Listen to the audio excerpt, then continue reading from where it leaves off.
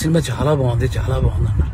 నిజం చెప్పండి భయ్య, నేను డైరెక్టర్ని అని అంటే, సార్ డైరెక్టరా మీరు అని హక్ చేసుకుని సినిమా చాలా బాగుంది సార్ అని అంటే నాకు కళ్ళలో నీళ్ళు ఆగలేదు. ఎందుకు మరి 10 మంది థియేటర్లో ఉన్నారు, 15 మంది థియేటర్లో ఉన్నారు, ఎందుకు నాకు అర్థం కాలేదు. అంటే ఏం చేస్తే వస్తారు? నేను ఇంత 2.5 ఏళ్ళు పిచ్చుకొక్కలా కష్టపడ్డాను, 2.5 ఏళ్ళు. మీకు ఒకటి చెప్పాలి, నేను నిన్న సాటర్డే ఆఫీసులో చిన్న మనస్తాపం అయింది. థియేటర్కి ఎవరు రావట్లేదని చెప్పేసి ఇంటికి వెళ్ళాను.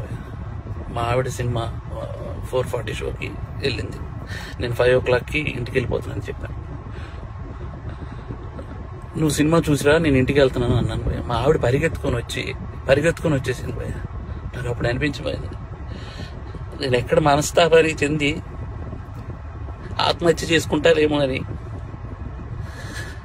వచ్చేసింది భయ్య. అది 2.5 ఏళ్ళ కష్టం తనకు తెలుసు.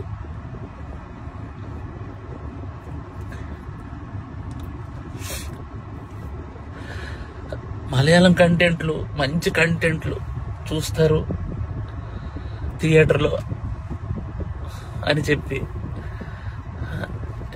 చేశాను భయ్య.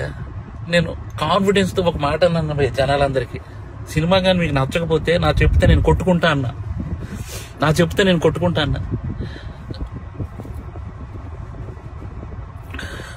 నేను కొట్టుకుంటానంటే కూడా జనాలు రాలేదు భయ్య. నాకు అర్థం కావట్లేదు, ఇప్పుడు జనాలు రావట్లేదు అని అంటే ఏంటి అర్థం? ఒక పని చేస్తా భయ్య, నేను ఇలా కాదు, నేను మలయాళం ఇండస్ట్రీకి డైరెక్ట్ వెళ్ళి అక్కడే సినిమా తీసుకొని ఒక తెలుగు ఆడియన్గా ప్రూవ్ చేయడానికి వస్తాను భయ్య. నేను ఒక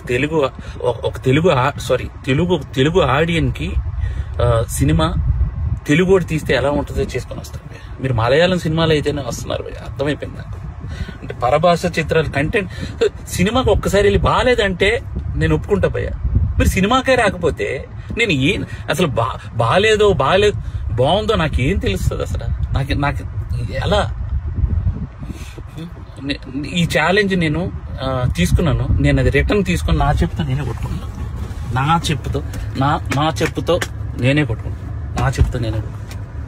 చాలు భయ్య, చాలు ఉంటా బాయ్.